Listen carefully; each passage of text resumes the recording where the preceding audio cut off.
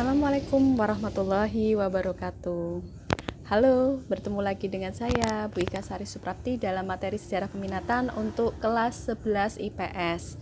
Seperti yang sudah kalian lihat dari materi sebelumnya, yaitu mengenai kerajaan Islam maritim.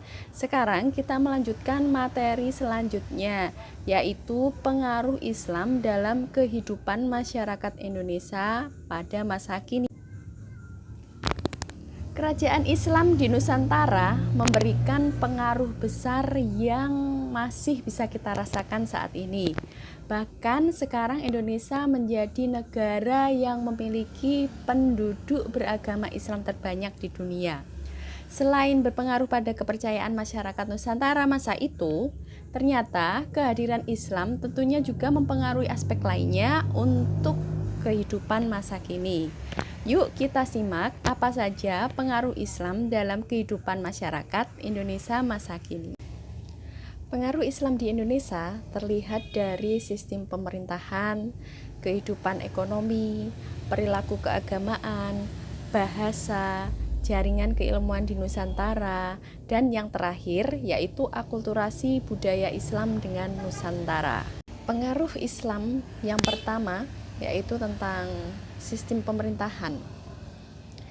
Kemunculan Samudra Pasai sebagai kerajaan Islam di Indonesia menunjukkan bukti konkret pengaruh Islam pada sistem kemasyarakatan. Dalam konteks sistem politik dan pemerintahan, ditunjukkan dengan penggunaan gelar sultan untuk raja.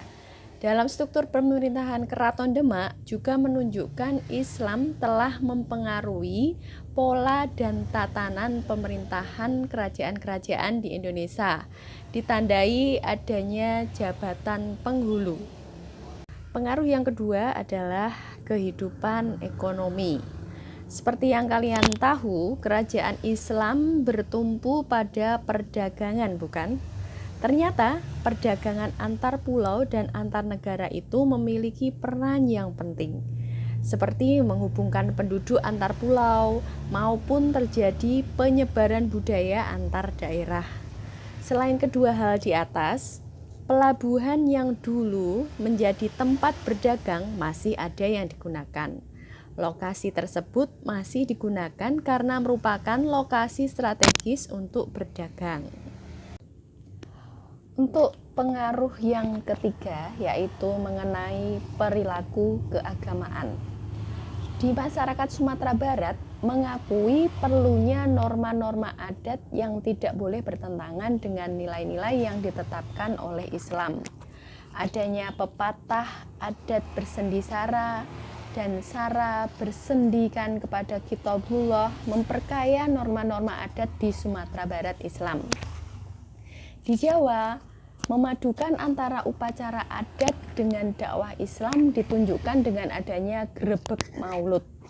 Di berbagai tempat di Nusantara banyak diadakan upacara adat dengan latar belakang terkait paham-paham tertentu dengan Islam. Misalnya seperti kenduri bubur suro, asan usen tabut, kanji asuro, dan lain-lain. Di bidang keagamaan, tasawuf memiliki pengaruh cukup penting.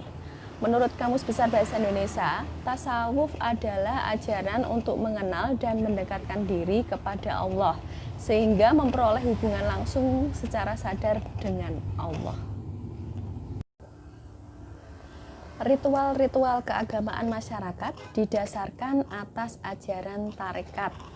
Tokoh-tokoh tarekat seperti Hamzah Mansuri, Abdurrauf Singkel, Nuruddin Ar-Raniri, mereka adalah pengembang tarekat yang punya banyak pengikut di Sumatera dan menjadi rujukan masyarakat dalam menjalankan ritual keagamaan. Dalam perilaku keagamaan, ajaran tasawuf dapat diterima di Indonesia karena ada titik temu dengan kepercayaan masyarakat terdahulu, sehingga dalam perkembangan Islam di masyarakat, bentuk-bentuk ritual tasawuf mewarnai perilaku keagamaan masyarakat.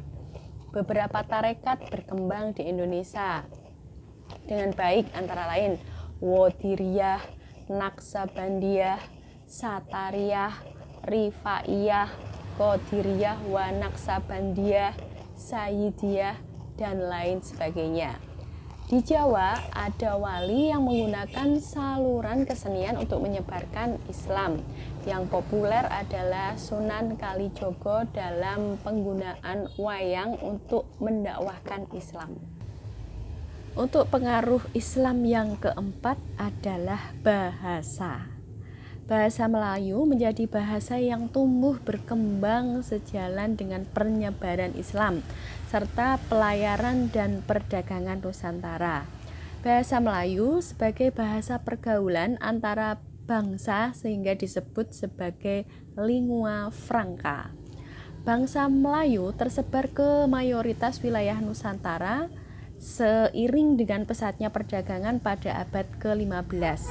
Aktivitas bangsa Melayu yang menggunakan bahasa Melayu sehari-hari semakin menyebarkan bahasa dan budaya Melayu ke berbagai wilayah Nusantara. Pengaruh yang kelima adalah jaringan keilmuan di Nusantara. Ketika di masa jayanya, Samudra Pasai pernah menjadi pusat studi Islam di Nusantara dan menyiarkan Islam di wilayah Malaka. Sistem pendidikan Islam ini diadaptasi oleh sekolah-sekolah saat ini seperti pesantren ataupun madrasah. Untuk yang terakhir, yang keenam, yaitu akulturasi budaya Islam dengan Nusantara. Ketika pertama kali masuk, Islam tidak bisa diterima begitu saja oleh masyarakat Nusantara karena mereka saat ini masih beragama Hindu dan Buddha atau masih menganut animisme, dinamisme, dan lain-lain. Agar dapat diterima, Islam perlu berbaur dengan budaya asli Nusantara. Akulturasi budaya itu dapat kalian lihat pada yang pertama, yaitu masjid dan menara. Pada beberapa masjid peninggalan kerajaan Islam, kalian dapat melihat perpaduan unsur budaya Islam dengan pra-Islam. Misalnya Masjid Agung Demak. Atapnya berbentuk seperti Meru atau nama gunung yang bersusun. Bersusun semakin ke atas semakin kecil. Kemudian di bagian puncak menara masjidnya ada mustaka.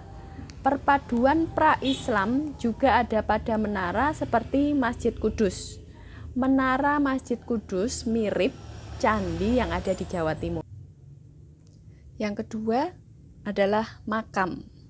Makam-makam biasanya terdapat dekat dengan Masjid Agung, seperti makam Sultan-Sultan Demak di samping Masjid Agung Demak, dan kompleks makam di Samudra Pasai, makam Sultan-Sultan Aceh di Kandang 12, makam Sultan-Sultan Goa di Tamalate.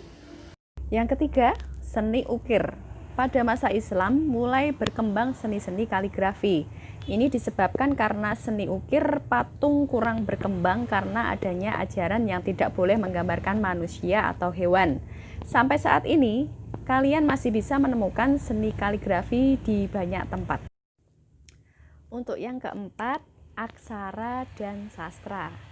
Huruf Arab Melayu mulai dikenal pada masa kerajaan Islam Nusantara dan digunakan dalam surat, kaligrafi, dan karya sastra.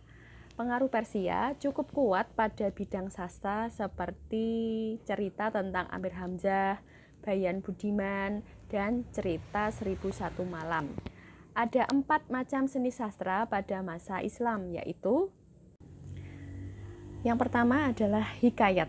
Hikayat adalah karya sastra lama Melayu berbentuk prosa, berisi cerita, peraturan, dan silsilah bersifat rekaan, keagamaan, historis, maupun biografis.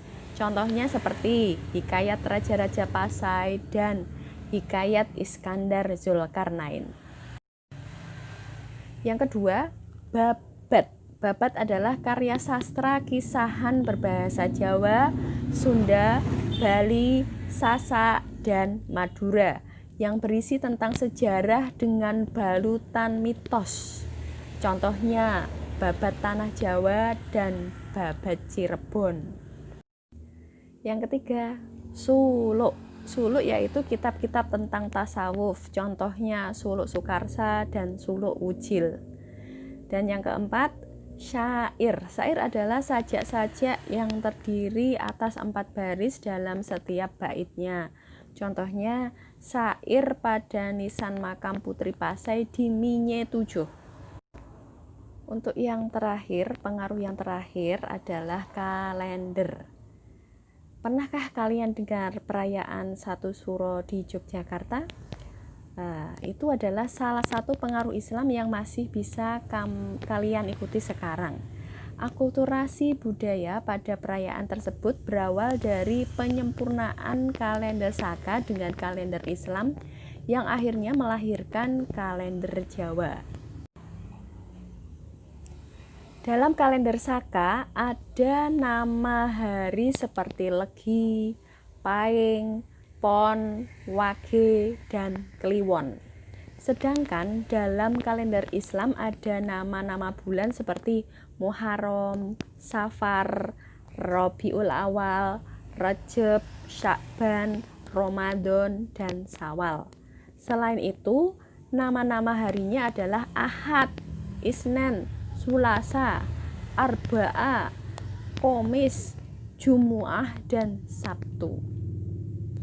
Perpaduan keduanya melahirkan kalender Jawa yang memiliki nama bulan Suro, Sapar, Maulud, Rajab, Ruwah, Poso, dan Syawal. Selain itu, nama-nama harinya menjadi seperti Legi, Paing, Pon, Wage, dan Kliwon. Nah, itu berbagai pengaruh Islam di kehidupan masa kini yang tentunya masih bisa kalian rasakan. Kira-kira kalian bisa menyebutkan tidak apalagi pengaruh Islam di kehidupan masa kini? Bagikan jawabanmu di kolom komentar di konten YouTube saya ya. Beri nama dan kelas serta nomor absen ya. Yuk, saya akhiri materi kali ini. Terima kasih atas perhatiannya. Sampai jumpa lagi di kesempatan yang akan datang.